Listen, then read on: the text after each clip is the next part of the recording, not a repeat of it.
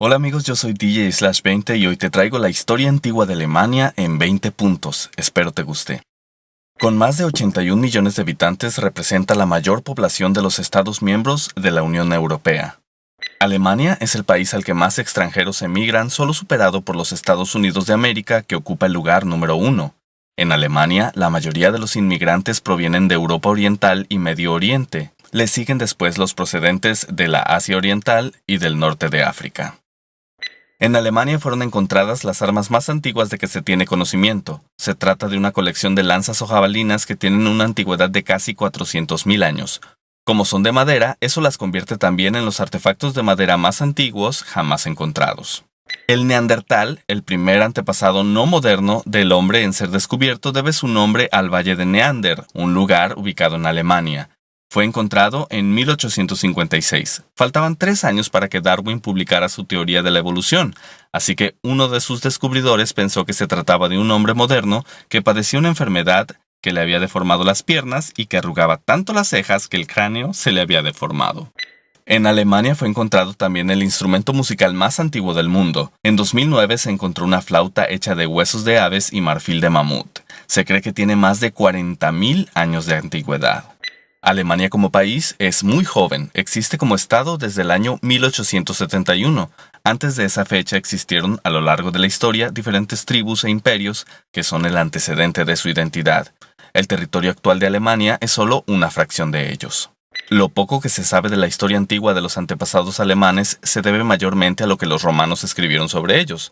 A todos los extranjeros los romanos llamaban bárbaros, y uno de esos pueblos bárbaros eran los habitantes del lugar al que llamaban Germania, y a sus habitantes llamaban germanos, que en realidad eran varios pueblos autóctonos que compartían lenguas similares.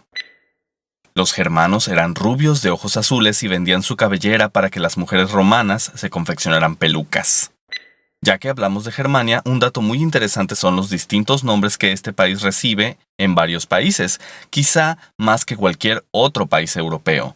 Esto se debe mayormente a su ubicación geográfica en el centro de Europa, pero mayormente a que tiene una larga historia como tribus y estados diferentes, ya que, como mencioné anteriormente, Alemania es muy joven.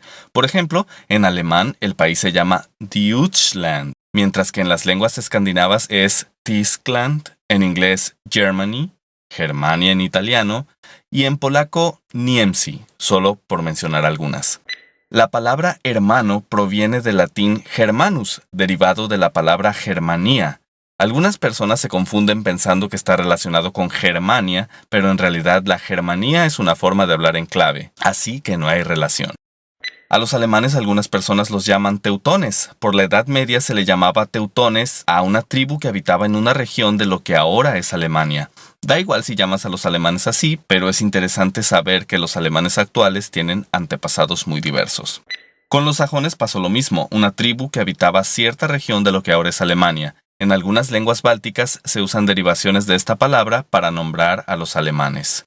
Y bueno, ya para terminar con este dolor de cabeza, el término alemán proviene del latín, es decir, es un nombre que los romanos dieron a un grupo de tribus que eran las más próximas a sus fronteras y significa todos los hombres. La primera alusión a estas tribus data del año 213. De ahí destacamos pues que ellos no se hacían llamar alemanes, sino que los romanos los bautizaron así. Con el debilitamiento del Imperio Romano, un grupo de las tribus germánicas, los francos, antepasados de los franceses, aprovecharon para extenderse por la región en el siglo V y formaron un imperio gobernado por los reyes merovingios del año 481 al 751. Este reino ocupaba la parte occidental de la actual Alemania. En 511 el reino fue subdividido para cada heredero del rey y el oeste de Alemania quedó en lo que se conoció como Austrasia. El feudalismo tiene orígenes alemanes. Al igual que los romanos, los pueblos germánicos también practicaban la esclavitud, pero la diferencia era que los romanos usaban a los esclavos para labores domésticas, mientras que los germanos los mantenían viviendo sus vidas normales, pero con la obligación de pagarles tributos. Los reyes merovingios fueron sucedidos por los carolingios, pero en el año 843 el imperio carolingio llega a su fin por problemas y se divide en Francia Oriental, Francia Central y Francia Occidental. En Francia Oriental queda el territorio que hoy ocupa Alemania. En 962, Francia Oriental se convierte en el Sacro Imperio Romano Germánico, o Primer Reich. cuya pretensión más importante era aglutinar a muchos pueblos bastante heterogéneos bajo una misma causa, revivir el legado carolingio y las antiguas glorias romanas bajo el argumento de que la monarquía es un derecho divino, según la Iglesia Católica. Este imperio perduró hasta 1806, cuando fue invadido y disuelto durante las guerras napoleónicas. La Edad Media terminó en Alemania gracias a Martín Lutero, un fraile católico que escribió un libro donde exhortaba a la Iglesia Católica a volver a las enseñanzas de la Biblia, dando origen a la llamada Reforma Protestante. Sin embargo, sus aportaciones van más allá del ámbito religioso, ya que sus traducciones de la Biblia ayudaron a uniformar el idioma alemán y son consideradas modelo para el arte de traducir. Una vez muerto el Sacro Imperio Romano Germánico, los estados que lo componían trataron de crear una Alemania unificada, puesto que Napoleón, el emperador de los franceses, había sido derrotado.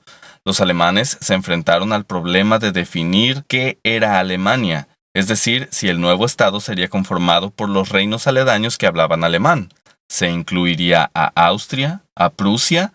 Después de la Revolución de 1848, al rey de Prusia se le ofreció ser emperador de la nueva nación, pero a cambio debía renunciar a su derecho divino de reinar y convertirse en cambio en ejecutor de la voluntad del pueblo, pero éste lo rechazó.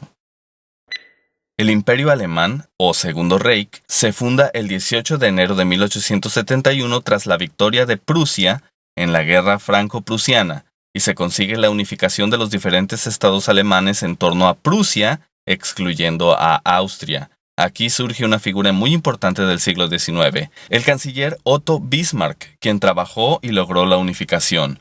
Durante su periodo, Alemania se convierte junto con Reino Unido en la primera potencia mundial. Sin embargo, un nuevo Kaiser o emperador es coronado, Guillermo II, quien tiene conflictos con Bismarck y provoca su caída.